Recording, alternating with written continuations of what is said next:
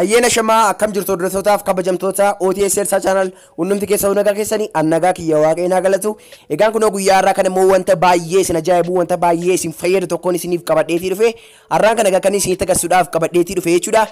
Biyya kamirraa jechuudha iddoo kamirra taa'ee namni wanta barbaade naanni isinii darbu sagaleedhaani akka barbaadanitti afaan barbaadanitti geddaruudhaani gara afaan barbaadanitti ergi geddartanii wanta abaluun sun jedhee beekuutii ni dandeessu jechuudha.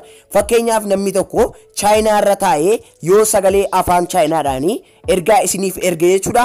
Salphaatti sagalee inni isiniif erge sana gara afaan barbaadanitti geddartanii jechuudha.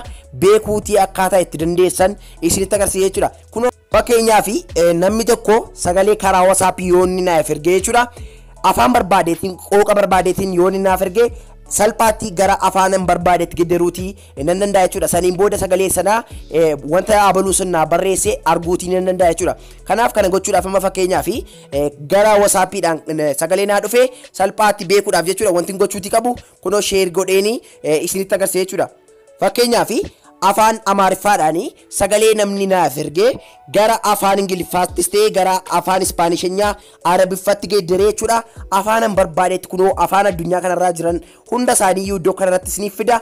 Kanaaf as keessaa afaan barbaade filadheetan gara afaan beekuttis ta'ee jechuudha. Gara afaan barbaadetti sagalee namni sun naaf erge salphaatti ilaaluutii nan danda'a jechuudha. Amma kunoo sagalee afaan Amaariffaadhaan naaf ergame sana gara afaan Arabiffaatti geddareetan ilaala jechuudha. Daawwattootiyya kunoo akkuma agartanii sagalee naaf ergame sana gara afaan Arabiffaatti geddaraatti jira jechuudha. Bifa kanaatiin kunoo baay'ee tokko appilikeeshinii nama ajaa'ibudha jechuudha. Egaa akkamitti kana goona kan jedhuu fi salphaadha jechuudha. Kana argachuudhaaf salphaamatti appilikeeshinii kana buufachuutii qabdu jechuudha. Appilikeeshiniin kun maqaan isaa Voice Pop kan jedhamu kana gara Play Store keessa deemtanii argachuutii ni dandeessu. Warri Play Store keessan isiniif hin hojjenne yoo jiraatan immoo linkii isaa viidiyoo kana jala isiniif kaa'ee waan jiruuf salphaatti description jala galuudhaan buufachuutii ni dandeessu jechuudha. Amma appilikeeshinii kana keessa innaa seentan jalqabaaf jechuudha. Kunoo bifa kanaatiin isiniif tarreessa gadi jechuudha. Amma as keessatti ergi wanta barbaadan translate gootanii kunoo afaan barbaadanitti hiikuutii ni dandeessu isiniin jedheetiin jira. Appilikeeshiniin kun bifa kanaati jechuudha kan inni hojjetu. Garuu appilikeeshinii kana akka install gootanii akka kanatti dhiistaniin booda wanti isin gochuutii qabdanii bifa kanaatiin erginni isiniif banee jechuudha. Isin appilikeeshinii kana keessaa ni baatu jechuudha daawwattootiyya. As keessaa cuftanii baantaniitu jechuudha. Appilikeeshinii kana kan hojii isiniif hojjetu yoo barbaadan jechuudha. Kunoo amma fakkeenyaaf gara WhatsApp keessanii ni deemtu jechuudha. Gara WhatsApp keessanii deemtanii sagalee isiniif ergame sana afaan qooqa kan biraadhaan yoo inni isiniif ergame gara afaan kamiitti geddaruutii yoo barbaadan jechuudha. Salphaatti sagalee isiniif ergame sana bukkeetii deemuu qabdu jechuudha. Fakkeenyaaf WhatsApp irraan sagalee naaf ergame kana geddaruutii yoo barbaade jechuudha. Appilikeeshinii amma install godhadhe waan jiruufi nan rakkisu jechuudha. Amma afaanni kuni afaan Amaariffaadhaan naaf ergamee jira iddoo kanarratti. Garuu afaan Amaariffaas ta'ee afaan kamiiniyyuu jechuudha. Isiniif fakkeenyumaan isinitti agarsiisaa jira. Chaayiniffaan yoo namni isiniif erge kana afaan Chaayiniffaa hin beektan yoo ta'e jechuudha. Gara afaan barbaadanitti geddaruu ni danda'ama. Kanaaf kana gochuudhaaf kunoo sagalee sanarra al tokkootiif ni cuqaastu jechuudha. Sagalee isiniif ergame sanarra al tokkootiif ennaa isin cuqaastanii kunoo filannoolee kana isiniif kenna jechuudha gubbaa kanarratti. Kanaaf iddoo kanarratti tuqaa sadan kanarra cuqaasuudhaan jechuudha.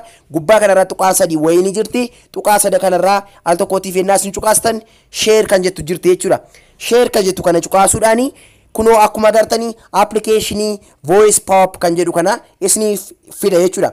Saniin booda kana innaan isiniif fidu kunoo akka kanatti gara Voice Pop appilikeeshinii keessanitti isin dabarsa waan ta'eef salphaatti gaa wanta barbaaddan argachuutii ni dandeessu jechuudha. Kanaaf amma iddoo kanarratti more kan jettu ni jirti. Jalqaba gaafa isiniif fidu afaan Ingiliffaadhaan isiniif fida. Saniin booda isin more kan jedhu kanarra cuqaasuudhaani kunoo afaan barbaadan as keessaatii ni filattu jechuudha.